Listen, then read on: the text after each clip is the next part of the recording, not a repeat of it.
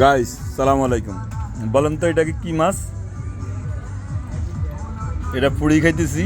ইংলিশে বলে কি ভাই? Barbecue. আমার মুখ দিয়ে হয় না, বুঝছেন? বারবি কিউ, হ্যাঁ।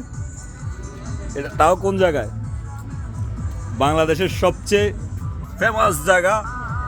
দেখেন, দেখা যায়